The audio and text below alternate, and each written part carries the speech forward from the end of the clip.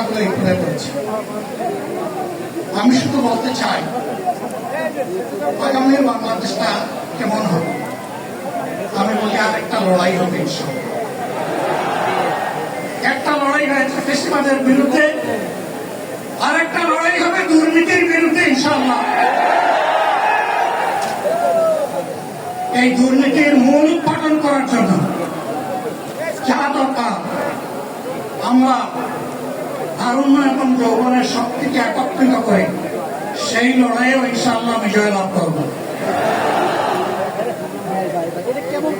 প্রিয় ভাইরা,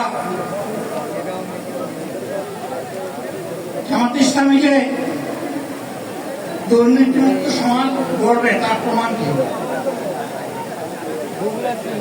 তার প্রথম প্রমাণ হচ্ছে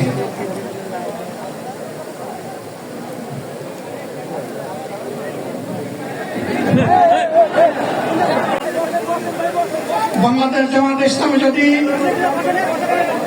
আল্লাহ তাআলার মেহেরবানি এবং সরকার জনগণের ভালোবাসা নিয়ে সরকার গঠন করে, তাহলে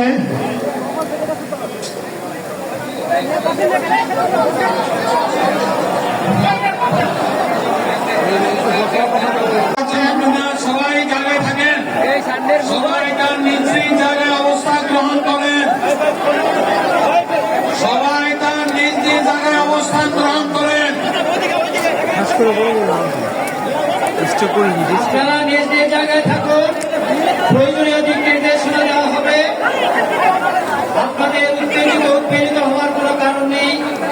মহান রব্বুল আলামিনের একান্ত মেহেরবানিতে আমাদের প্রোগ্রাম আলহামদুলিল্লাহ, শুকরান।